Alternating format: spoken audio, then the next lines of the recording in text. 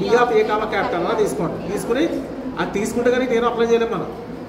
We know that రాస్తాం previous term నుంచి. There exist B bar of A comma small R content B of A comma capital when R less than capital. అంటే ఈ ball radius ఈ capital రేడియస్తో form అయిన ball కన్నా చిన్నది ఉండాలి, ఒక దాంట్లో ఉండాలి. ఇప్పుడు అమ్మాయి సైలెంట్గా ఉండాలి. నెక్స్ట్ ఇప్పుడు nth rate of f of previous term నుంచి nth rate of f at a equal to n factorial by 2 pi I into integral of the curve delta f of w by w minus z whole power n plus 1 dw. ఇక్కడ ఇక్కడ z రాస్తే ఇక్కడ z రాస్తాం, ఒక particular point దగ్గర కదా, ఇక్కడ ఏ రాసి ఇక్కడ ఏ రాయాలి. అర్థమైందా? నెక్స్ట్ ఇప్పుడు దీని బోత్ సైడ్స్ మాడ్యులస్ అప్లై చేయండి.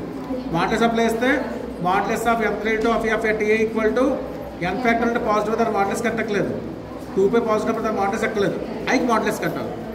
మాడ్యులస్ ఆఫ్ i అంటే 1 అవుతుంది, ఐకి లెంగ్త్ అంతా 1 యూనిట్ కదా, అందుకని ఇప్పుడు ఇక్కడ న్యూమరేటర్లో మొత్తం integration modulus of integral rectangular delta f of w by w plus whole power n plus dw రాస్తాం.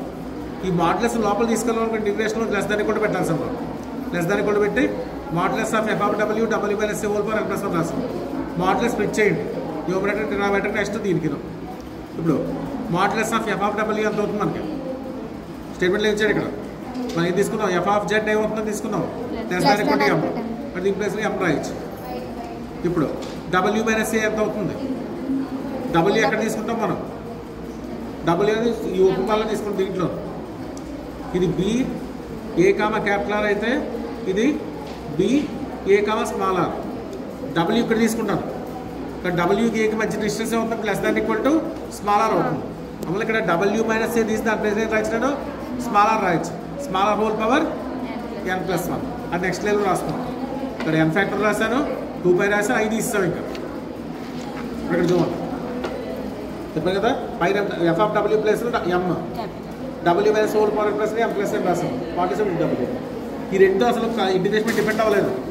వేరియబుల్ w దీంట్లో వేరియబుల్ w లేదు కదా, ఇప్పుడు కాన్స్టెంట్ పెట్టి వచ్చేయండి. ఆ మాడ్యులస్ ఆఫ్ dw మిగిలింది. ఇంటిగ్రేషన్ డిఫరెన్షియేషన్ క్యాన్సిల్ అవుతుంది, w వస్తుంది. అలాగే రెక్టిఫైబుల్ కర్వ్, రెక్టిఫైబుల్ కర్వ్ అంటే ఇది క్లోజ్డ్ కర్వ్ కదా, అంటే సర్కిల్. రేడియస్ ఎంత అవుతుంది మనకి అంటే పెరిమీటర్ తీసుకోవాలి. మీరు పెరిమీటర్ ఎంత అవుతుంది, 2πr రాస్తారు. 2πrలో r ప్లస్ 1 క్యాన్సిల్, 2π 1 టైం డిజిల్ అయిపోయింది. ఇంకా మిగిలింది మీకు ఇక్కడ n factor into m by r power అని మిగిలింది. కానీ అంతే కదా రాసాం. కానీ స్మాల్ అని ఎక్కడ వరకు తీసుకెళ్ళచ్చు మనం, ఈ బాల్ని ఎక్కడ వరకు తీసుకెళ్ళచ్చు, small r radius capital radius వరకు తీసుకెళ్ళచ్చు. అది రాసాం. థీరం ప్రూవ్ అయింది. ఈ థీరం పేరెంట్ నేమ్ ఏంటి, Cauchy estimate theorem. Next theorem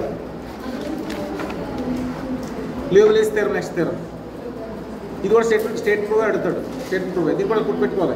F అనేది బౌండెడ్ ఎంటైర్ ఫంక్షన్, అంటే మొత్తం బాల్ మీద అందరూ బౌండ్ అవుతుంది, ప్రతి పాయింట్ దగ్గర బౌండెడే.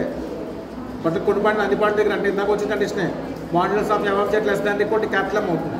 అవుతున్నప్పుడు బౌండ్ ఎంటైర్ ఫంక్షన్ కనుక అయితే చెప్పాలి కాన్స్టెంట్ ఫంక్షన్ చెప్పాలి.